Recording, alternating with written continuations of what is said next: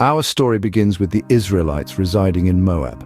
The land of Moab, a place of temporary refuge, becomes the latest sojourn for the wandering Israelites. They are far from their promised land, caught between the wilderness they've left behind and the home they've yet to claim. As they settle in, the lines between the locals and the newcomers begin to blur. The Israelites, a people known for their distinct culture and strict monotheistic beliefs, find themselves entangled with the Moabite women. These interactions are not merely social, they are an insidious blend of cultural assimilation and religious syncretism. As the Israelites grow more familiar with the Moabites, they're drawn into the local religious customs. The allure of the Moabite women leads them to the sacrificial feasts, and it's here where they start bowing to Baal of Peor. Baal of Peor, a local deity, stands in stark contrast to the Israelites' God, known for his singular authority and uncompromising demand for exclusive worship. The Israelites' actions signify more than just a cultural faux pas. They represent a direct violation of the covenant they made with their God. They pledged to worship him and him alone, to keep themselves set apart from the surrounding nations. Yet here they are, bowing to a foreign god, breaking their sacred covenant. The Israelites' actions do not go unnoticed. Their God, a God of justice, sees their transgressions. He sees his chosen people, the ones he led out of Egypt and through the wilderness, bowing to a foreign deity. He sees them breaking their covenant, forgetting their promises, and turning their backs on him. The Israelites' actions incite God's wrath, setting the stage for a divine punishment. Their choice to indulge in the Moabite practices, to bow to Baal of Peor, has severe consequences. It's a decision that will ripple through their community, leading to a divine response that will leave no one untouched. With the Israelites' actions causing great displeasure, a divine punishment is set in motion. As the Israelites continue to revel in their misdeeds, the heavens rumble with divine dissatisfaction. In response to these actions, a plague is unleashed upon the Israelites, a clear manifestation of divine wrath. This isn't a mere sickness, it's a message, a warning from the Almighty himself, a stark reminder of the covenant that was broken. The plague sweeps through the Israelite camp, affecting the young and old, the strong and the weak alike. It's indiscriminate and ruthless, just like the actions that led to its inception.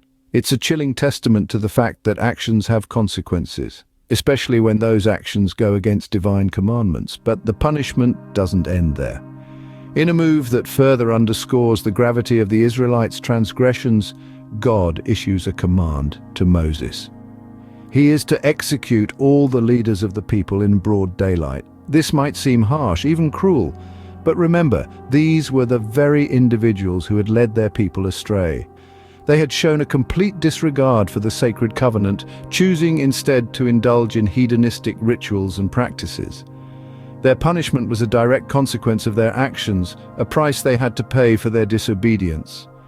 Moses, the ever-obedient servant of God, does not hesitate. He carries out the divine command with a heavy heart, knowing that this was a necessary step to steer his people back onto the path of righteousness.